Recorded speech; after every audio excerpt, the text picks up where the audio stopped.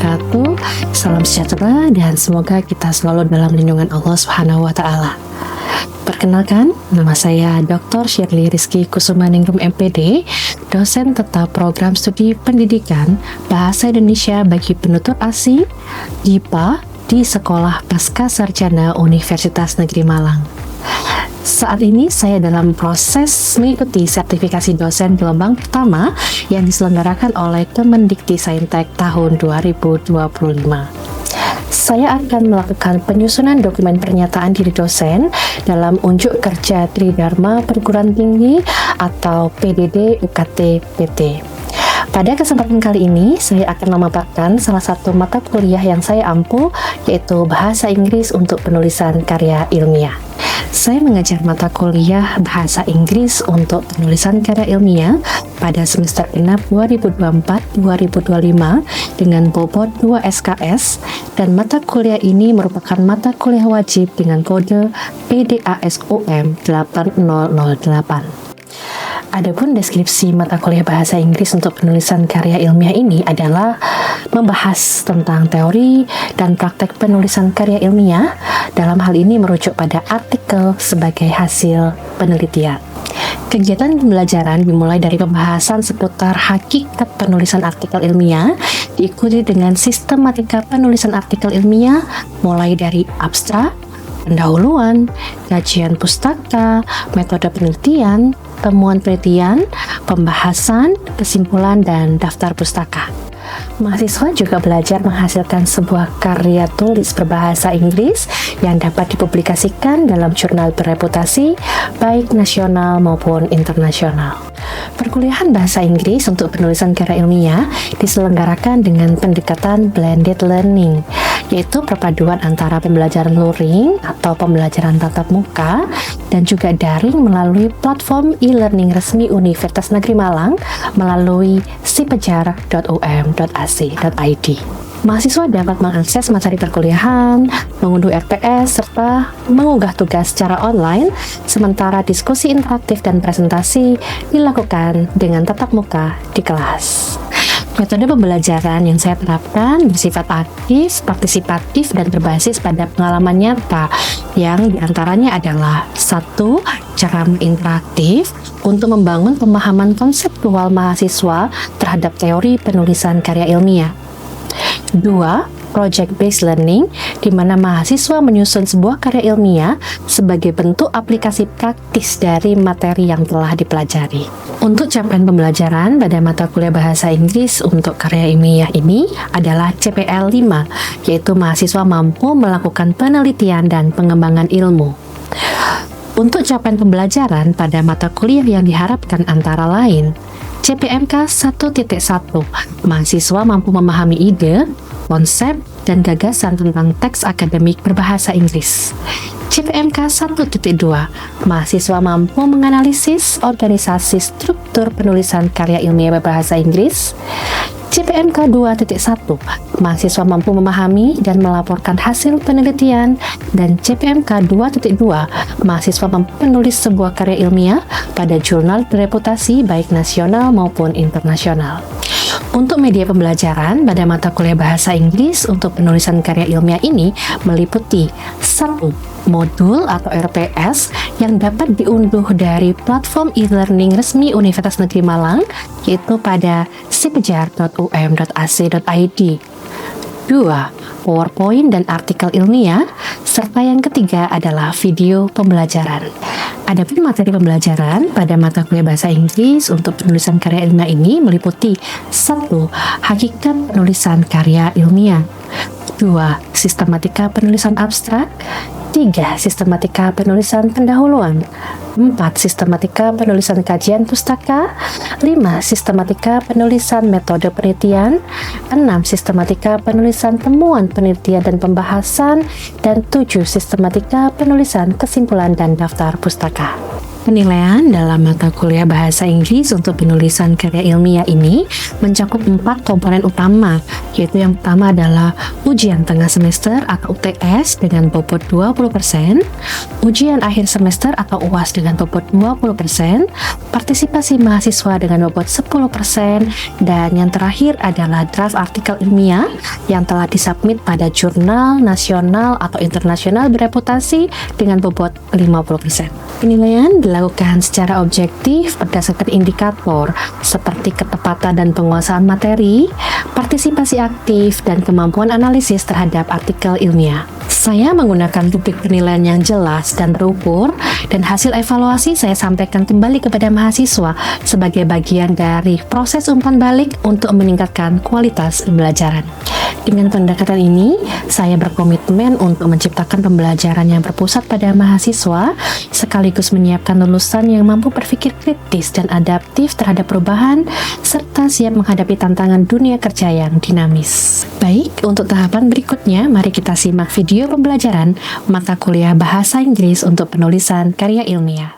Oke, good afternoon everyone. Selamat siang dan salam sejahtera bagi semua.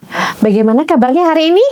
Sehat, luar biasa. Oke, are you ready to come to these sessions? Yes, ready. Oke, hari ini kita akan melanjutkan pembelajaran kita pada pertemuan sebelumnya. Oke, do you still remember what have we learned in the previous meeting? Yes? How to write a good Oke, how to write a good article. Bagaimana cara menulis sebuah artikel yang bagus, begitu ya? Nah, ketika kita berbicara tentang sebuah artikel yang bagus, kira-kira bagian apa saja sih yang harus ada dalam sebuah artikel yang bagus?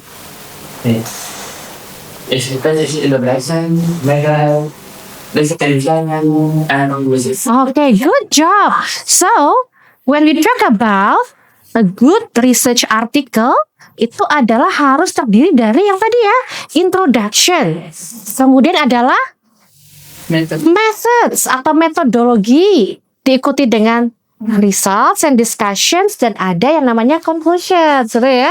Jadi di sini kita bisa singkat dengan IMRAT gitu ya, singkatannya ya. Introductions, methods, results, and discussions. Okay, and today we are going to go further. Kita akan belajar menulis lebih dalam lagi tentang artikel itu, dimulai dari bagian awal, yaitu adalah how to write clear and concise abstract. Bagaimana kita menulis sebuah abstrak yang jelas dan padat. Kenapa sih padat? Ada yang tahu mungkin? Boleh? Oke, menyeluruh ya. Dan abstrak itu harus menyeluruh. Oke, baik. Kita lihat. Nah, sekarang pertanyaan pertama. What is an abstract? Ada yang tahu abstrak itu apa? Boleh? What is summary? Summary. Oke. Apa sih summary itu? Ringkasan itu ya. Jadi abstrak. Apalagi tentang abstrak? Silakan. Boleh? Abstrak merupakan bagian pertama dari sebuah artikel. Bagian pertama dari sebuah artikel, betul sekali. Jadi ketika teman-teman menemukan sebuah artikel, kemudian membaca gitu ya. Nah, sebelum bagian introduction, method, results, and discussion tadi, ada satu bagian sederhana itu ya, yang kita namakan sebagai abstrak. Nah, jadi apa sih abstrak itu? Betul sekali. Abstrak adalah summary. Concise summary of the entire works. Jadi di sini adalah merupakan summary atau kesimpulan gitu ya, atau ringkasan kita bilangnya ya, dari keseluruhan. Jadi dalam satu abstrak ini teman-teman akan bisa menemukan yang tadi disebutkan oleh Mas Yusuf gitu ya. Ada introduction-nya, ada methods-nya, ada results-nya, dan juga ada conclusions-nya. Jadi di sini adalah sebenarnya kita bilang all in one package gitu ya kalau dalam sebuah artikel. Nah, di sini adalah it provides reader with a quick overview of the research without requiring read the delve into the full text. Nah, di sini adalah bagian abstrak membantu teman-teman semua untuk memahami kira-kira artikel itu tentang apa sih, gitu ya.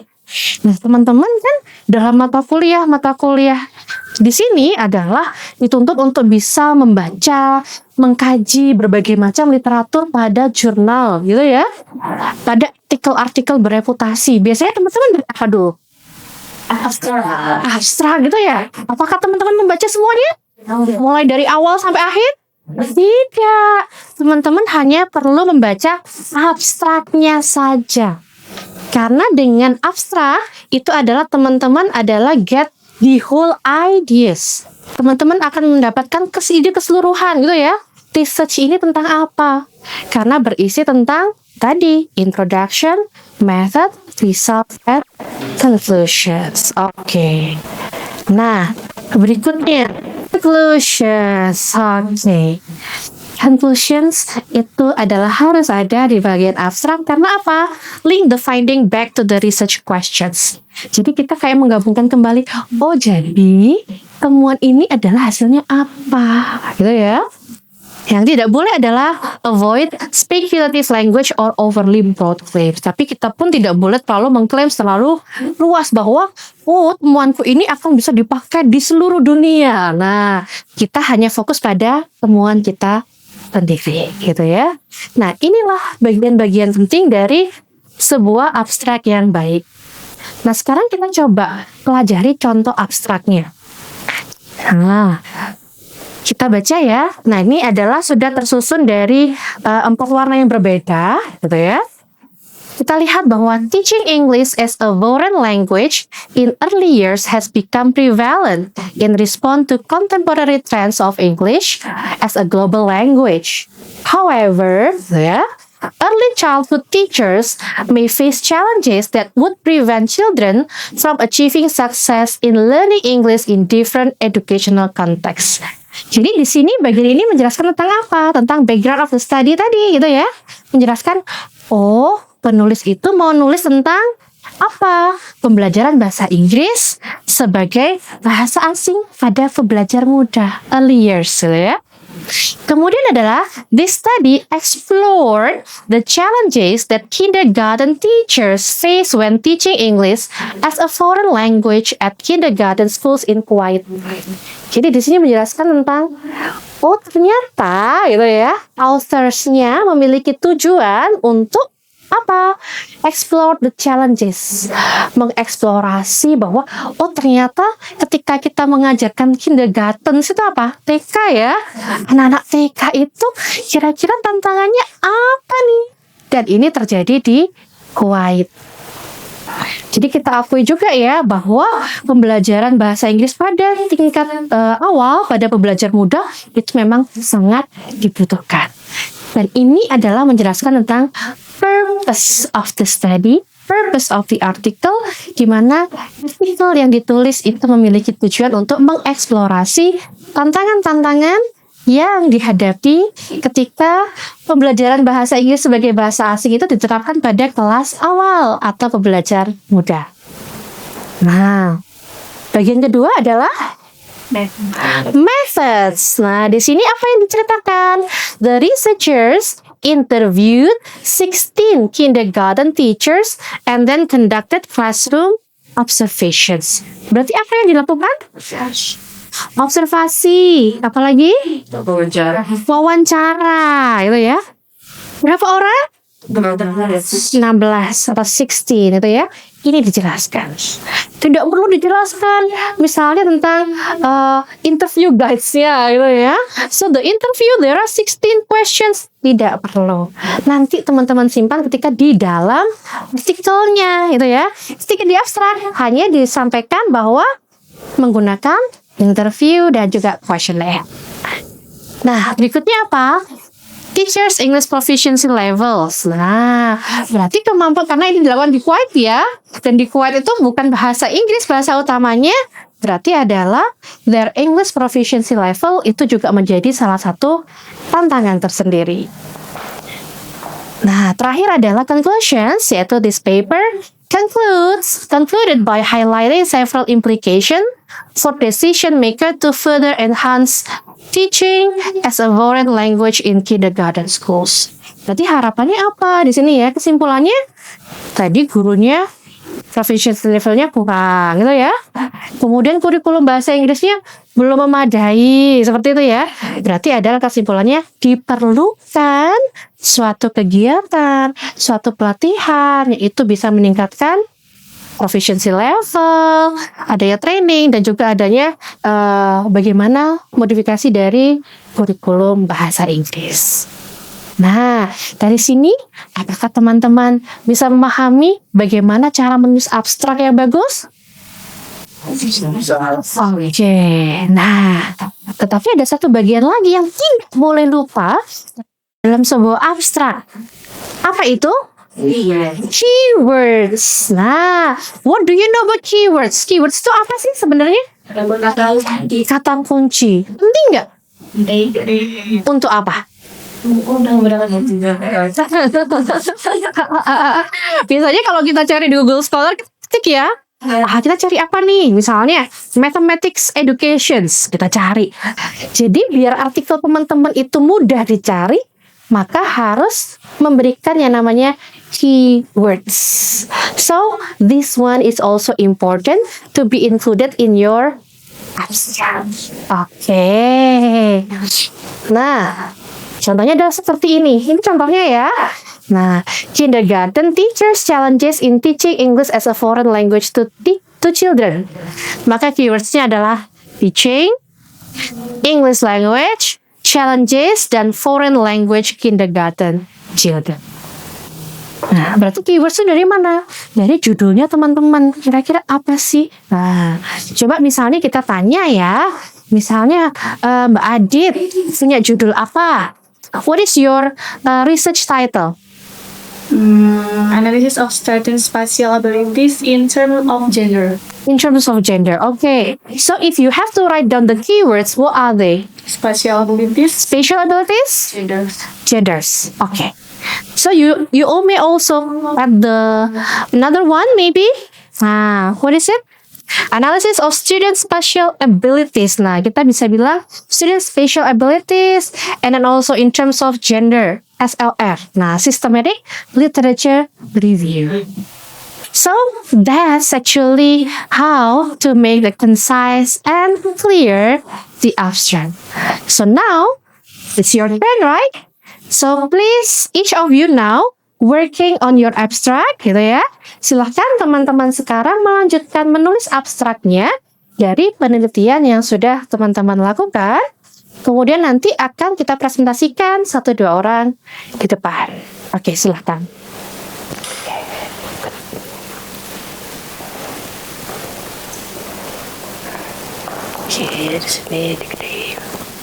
Go on.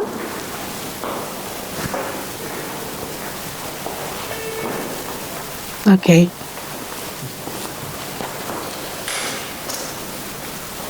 Okay, so you have to make sure that in your abstract, you have to have the purpose of the study, the methods, the findings, and also the conclusions. Okay, and please notify those with different colors, yeah? So please show us which one is your purpose of the study, which one is your methods, which one is your findings, and which one is your conclusions. Okay. Okay, good job. Now it's time for you to present, in front of the class. Okay.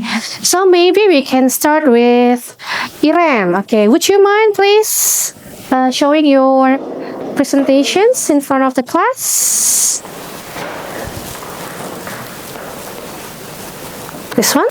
Okay, just wait for a moment.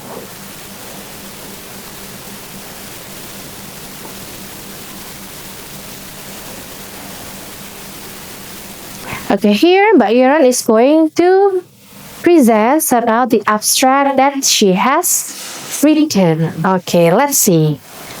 You may start, Mbak Iren. Selamat siang nih teman-teman sekalian. Saya akan mempresentasikan abstrak saya dengan abstrak yang berbuku the impact of the education method and merancang support of the reading, writing, and unmade field of relevance pelajaran. Yang menjadi purpose of the study yakni yang berwarna hijau mengantuk. Bisa dibantu. Yakni knowledge of research of the impact of the transmitter and parental support on the intellectual skills of voluntary school students is the background of the study. Kita ada dulu are the basics that must be possessed by students to support further understanding. The purpose of the study was determined to impact of the transmitters and parents in improving literary skill. Itu adalah bagian dari tujuan penelitian. Kemudian bagian dari methods atau metodenya digunakan, yakni the research use database, namely open knowledge maps, published or based, and Google Scholar. Kemudian data collection refers to the Prisma diagram. Dan dari 600 artikel terdapat 34 artikel yang digunakan dalam penelitian yang saya lakukan. Dan untuk terminalis data adalah deskriptif kualitatif. Bagian selanjutnya yaitu bagian dari findings atau penelitian, yakni the result shows that the transmitters form the basic of literary, increases learning motivation, and enhance students' visual and qualitative abilities. Parents show that providing a learning environment encourages student reading habits. The combination of the transmitter at school and parent significantly improve student literary skill. Dan bagian conclusion tadi adalah the combination of the transmitter at school and parent significantly improve student literary skill.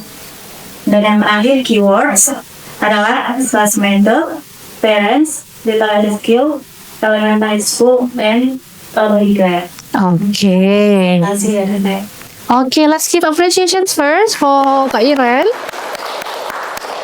Okay, so she tries to present the abstract. Okay, and the title is the impact of the structural analysis synthetic. Atau tadi dibilang SAS itu SAS methods itu and parental support on the reading, writing, and arithmetic skills on elementary school students. That's why the keywords are so rich here. We have SIS methods, we have parents, we have literacy skills, elementary schools, and early grade. And this, okay, what do you think about this one? Is it already good, clear, and concise abstract? Yes. Yes. What do you think so? Because it has already the components, Okay, the introductions. Because of the lack of research, there is no adequate research on the SAS methods and parental supports. That's why Mbak Iren would like to learn more about the impact of SAS methods and parental support. And then, what is the design that Mbak Iren use in the methods? And then, you show about the findings that the result showed that the SAS method formed the basis of literacy, increases learning motivation, and advances students' visual and numerical abilities. So the results quite positive, that this research brings the positive contributions. And the conclusion says the combinations of SAS method and school and parent significantly improve students' literacy skills. Ternyata si SAS method ini dengan parental support tadi bring positive impacts and bring positive to students' literacy skills covering reading, writing, and also arithmetic skills. Okay, is it clear? Do you have questions after this part? No. Okay. Okay, to reading kemudian saya actually ini pertanyaan saya, what are the different part of finding and conclusion? should be improved in an abstract. Okay, good questions ya. What should we write gitu ya in findings and conclusions gitu ya? Because somehow it's somewhat like similar ya. Ya, in findings. Ketika kita berbicara tentang findings, you talk about the findings of your study. For example, you learn about the impact of digital literacy gitu ya. Impact pengaruh dari digital literacy. Maka di situ temuannya adalah bahwa ini memiliki pengaruh yang signifikan. Nah, seperti itu. Atau misalnya dari Mbak Iren tadi, ternyata adanya SES method sama parental tadi adalah membawa kontribusi yang positif. Sudah, itu findingnya. Kesimpulannya apa gitu ya? Kesimpulannya berarti seharusnya SES method dan parental support ini digalakkan kembali. Supaya apa? Bring some more positive achievement and bring some more betterment in the students' literacy. Seperti itu. Jadi memang adalah keduanya hampir serupa tapi tak sama, begitu ya. Jadi konklusi ini adalah tujuannya memang adalah menekankan kembali tentang temuan teman-teman dikaitkan dengan research questions juga. Seperti itu ya, Pak Aisley? Okay. So please give another applause for Mbak Iren. Okay. Today, do you have some questions? Do you have some questions? Okay, so it's clear already, yeah? Okay, so another important thing that you have finished your abstract is that once you finish writing the abstract, do review. What does it mean by review? Read again your abstract. Check again every detail whether those 4 things has been written in the abstract and remove any redundant phrases or unnecessary details. If it is too long, so you have to check again the journal ya. Dicek lagi jurnal tujuannya. Kalau di jurnal tujuannya misalnya adalah maksimal 150 kata, so if you have 160, what do you have to do? Okay, make it less ya. Remove at least 10 words ya, so that it makes 150. Okay, and then here I have the closing remark of today's meeting. A well-written abstract is essential for maximizing the reach and impacts of the research. An abstract is something that the reader will read at the very first time. This part will decide whether the reader is going to read further or just let it be. Yeah? So, what is the idea is you have to make your abstract as clear as possible, as informative as possible, so that it will clear and also concise and make it as a good abstract. Okay, so you can continue writing your abstract and then don't forget to upload it in our LMS in sipejar.um.ac.id. And for the next meeting, we are going to move to the next one, that is introductions. Okay, so that's it for today. Thank you for your attention and collaboration, and Assalamualaikum warahmatullahi wabarakatuh. Thank you. Sekian video rekaman pembelajaran mata kuliah Bahasa Inggris untuk penulisan karya ilmiah. Video ini digunakan sebagai salah satu syarat penyusunan dokumen pernyataan diri dosen unjuk kerja Tridharma Perguruan Tinggi atau disingkat dengan PDD OKT PT. Semoga dapat menjadi pertimbangan baik dalam proses pengajuan sertifikasi dosen gelombang 1 tahun 2025. Terima kasih. Wassalamualaikum warahmatullahi wabarakatuh.